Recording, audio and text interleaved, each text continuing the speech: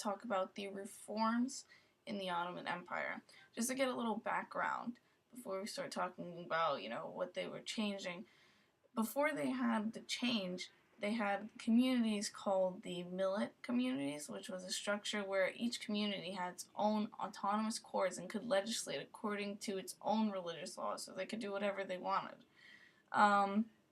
The Sultan that we see the first start to change really is Selim III, that ruled from 1789 to 1807. He began the program of reforms that were sort of along the same European-lined reforms that they were doing.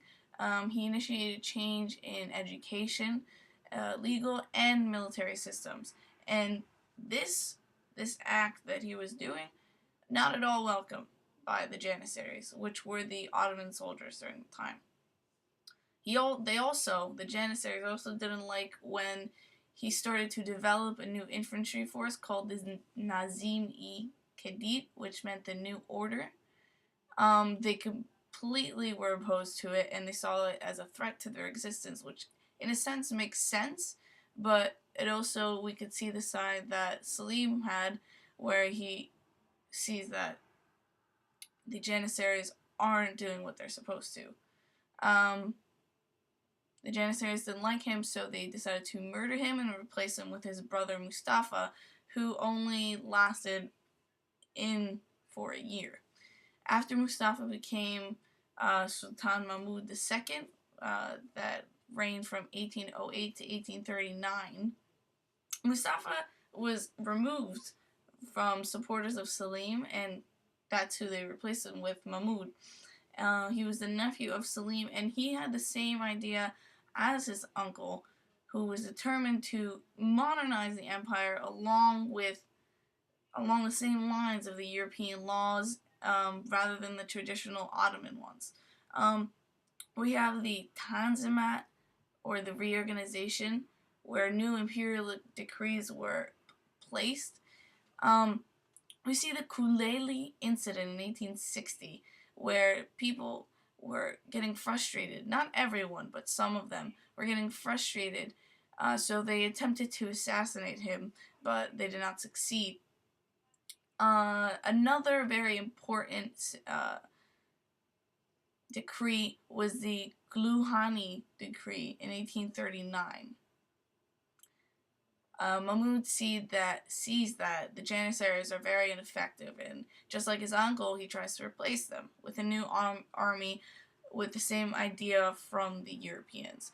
So he spends the next decade forming a new force, and he places the people that he knows he can entrust in, and he puts them in key positions in order to not have them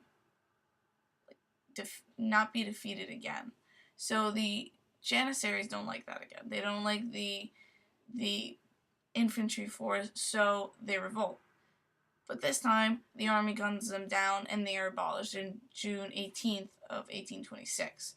This new army wore European-style uniforms. In this decree, we see that there are promises made for the people in the entire country.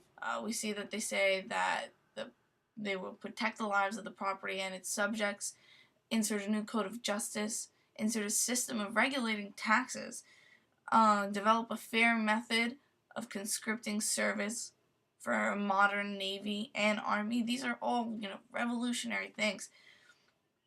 Then we see the Hat-i-Hamuyan in 1856, which was proclaimed in February 18th, 1856, after the Crimean War, and this was supported by the European states.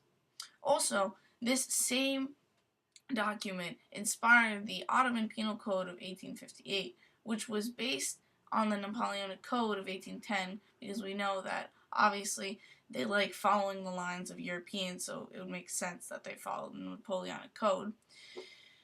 This penal code established a French-type system court, including the Court of Appeals and a higher Court of Appeals, so we see some modernization. This remained open till 1923.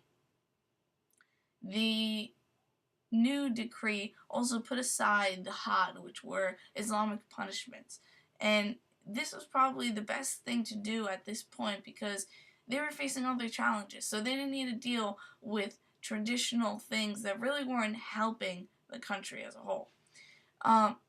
Also, it elevated the role of the non-Muslims from dini status because they were abolishing the jizya. And the jizya is a head tax paid by non-Muslim subjects of the empire. And this was replaced by a different kind of tax, but it was more objective instead of subjective to one particular group. Also, we see a group called the Young Turks, who are reformist officers in the Ottoman army who were in charge of the government when the war broke out in 1914. They were the ones that had the idea to remove the monarchy that existed during that time, but we see that come later on in.